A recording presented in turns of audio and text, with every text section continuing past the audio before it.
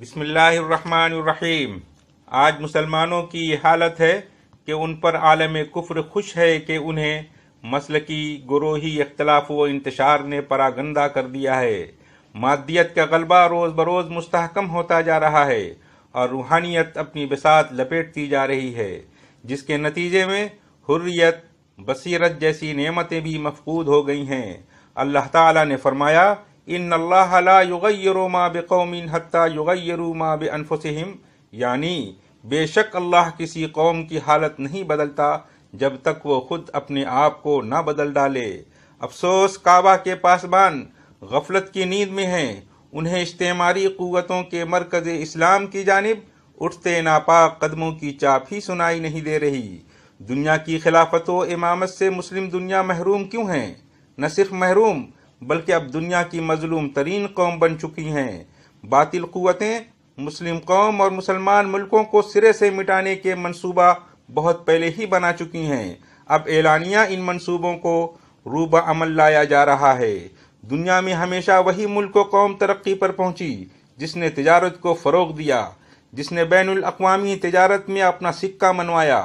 مدینہ میں ہجرت کے بعد ہمارے پیارے نبی صلی اللہ علیہ وسلم نے دین کی تبلیغ کے ساتھ ساتھ لوگوں کو تاجر بنانے اور انہیں تجارت کی طرف مائل کرنے میں بھرپور کردار ادا کیا، جس کی برکت سے محض چند سالوں میں صدیوں کے کامیاب یہودی تاجروں کا مدینہ سے قلعہ کما ہو گیا، اور نہ صرف مدینہ میں بلکہ پورے عرب و عجم کے بڑے بڑے ممالک تک، یعنی اس وقت کے بین الاقوامی منڈی تک صحابہ کرام نے اپنی تجارت کا دائرہ وسیع کیا۔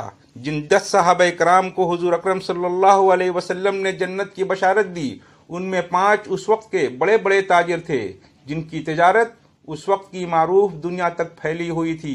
حضرت ابو بکر صدیق، حضرت عمر فاروق، حضرت عثمان غنی، حضرت زبیر بن العوام اور حضرت عبد الرحمن بن عوف، اور یہ سب سے بڑے تاجر تھے جو مدینہ کی ریاست کو ہر طرح کی مالی معاونت فراہم کرتے تھے۔ انہی تاجروں کے بدولت دین مستحکم ہوا، مسلمانوں نے فتوحات حاصل کی، عرب و عجم کے مالک بن گئے۔ انگریزوں نے ایسٹ انڈیا کمپنی کے ذریعے تجارت کی اور اسی تجارتی کمپنی کی وجہ سے دنیا کے حکمراں بنے اور مسلمانوں کو غلام بنایا۔ آج کی عالمی طاقت امریکہ بھی اسی تجارتی اور عسکری قیادت کی مرہون منت ہے۔ آج پوری دنیا تجارت کی ہی جنگ لڑ رہی ہے۔ ایک طرف یہودی لابی ساری دنیا کو نیو ورلڈ آرڈر کے شکنجے میں جکڑ رہی ہے، تو دوسری طرف بڑی قوتوں کے درمیان تجارتی رسہ کشی عروج پر ہے۔ تاہم پوری مسلم دنیا اپنے تمام وسائل یہود و نصارہ کے ہاتھوں میں دے کر عالمی تجارت سے دستبردار ہوئے بیٹھی ہے۔ مسلم تاریخ گواہ ہے کہ علم بھی ہمارا تھا، تہذیب بھی ہماری تھی، غرض ہر شعبے پر اسلامی رنگ نمایاں تھا۔ اب ہماری حالت اس قدر ابتر کیوں ہے؟ چند لاکھ افراد پر مشتمل غاصب مسلم دشمن اسرائیل تمام مسلم امہ پر حاوی ہے، قبلہ اول پر وہ قابض ہے۔ دنیا بھر کے مسلمانوں کی چیخ و پکار اہو بقا بھی اس کا کچھ نہیں بگاڑ سکتی۔ اس کا سیدھا سادہ سا جواب یہی ہے کہ پچھلی صدیوں سے تعلیم اور ٹیکنالوجی میں ہم ان اقوام سے بہت پیچھے رہ گئے ہیں۔ اپنی ذاتی خوشیوں اور رواجی رسموں پر کروڑوں نچھاور کر دیے جاتے ہیں، لیکن مسلمانوں کی زبوحالی اور اس کے ترقیاتی منصوبے پر سوچنے کے لیے بھی ان کے پاس فرصت نہیں۔ نئے ورلڈ آرڈر کی ترتیب اور خد و خال مسلم دنیا کے لیے انتہائی تباہ کن اور تشویشناک ہوگی۔ در حقیقت مسلم دنیا سے تعلیم نکل گئی اور اسلام کی روح سے دور ہو کر فرقوں اور تفرقوں میں بٹ چکی ہے، اور مسلمانوں کی غفلت، تن آسانیوں، عیش پسندیوں نے انہیں غیروں کا بھکاری بنا کر رکھ دیا ہے۔ دوسری جانب مسلم امہ نے 1.5 اینٹ کی مسجد بنا رکھی ہے۔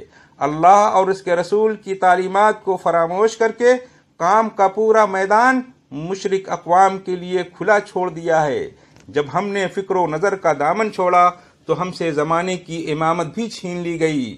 دوسری قومیں ترقی و کامیابی کے میدان میں اپنا کردار متعین کرنے کی کوشش میں ہیں، اور ہم مسلمان اس میچ کے کھلاڑیوں کو صرف ہونقوں کی طرح دیکھنے پر ہی اکتفا کیے ہوئے ہیں اور تالیاں بجا رہے ہیں۔ مسلمانوں کی سیاسی جمعیت کا شیرازہ دفعتاً درہم برہم ہو گیا۔ قومی اور اجتماعی مفاد کا تصور ان کے دماغوں سے نکل گیا۔ انفرادیت اور خود غرضی پوری طرح ان پر مسلط ہو گئی، جو اپنے ذاتی فائدہ کے لیے بڑے سے بڑے قومی مفاد کو بے تکلف بیچ سکتے ہیں۔ مسلمانوں کے حصے کثیر سے قومی غیرت اور خودداری اس طرح مٹ گئی کہ دلوں میں اس کا نام و نشان تک باقی نہ رہا۔ وہ دشمنوں کی غلامی پر فخر کرنے لگے۔ دین اور ملت کے نام پر جب کبھی ان سے اپیل کی جاتی ہے تو وہ محلوں کے پتھروں سے ٹکرا کر واپس آ جاتی ہے، جس کے نتیجے میں پوری قوم افلاس، غلامی، جہالت اور بد اخلاقی میں مبتلا ہو گئی۔ ان حالات میں غور کریں اور دیکھیں کہ کیا ہم موجودہ صورتحال کو قبول کرتے ہوئے ہر قسم کی ذلت و رسوائی اور غلامی پر راضی ہیں، یا پھر ایک دوسرا راستہ ہے کہ اپنی اجتماعی زندگی کی تمام صلاحیتوں اور ان تمام صفاتوں و اخلاقی اقدار کو زندہ کریں جن کی بدولت ایک قوم کے افراد اپنے قومی مفاد کی حفاظت اور اپنے قومی وجود کی حمایت کے لیے مجتمع ہو سکتے ہیں اور مشترک جد و جہد کے ذریعہ کامیابی کی نئی راہ پیدا کر سکتے ہیں۔ دعا ہے کہ اللہ تعالی ہمیں موجودہ حالات کا مقابلہ کرنے کی ہمت عطا فرمائے اور اپنے فضل خاص سے ہم پر نئی روشنی، نئے راستے کی طرف رہنمائی کرے۔ آمین ثم آمین۔ بسم اللہ الرحمن الرحیم۔ آج مسلمانوں کی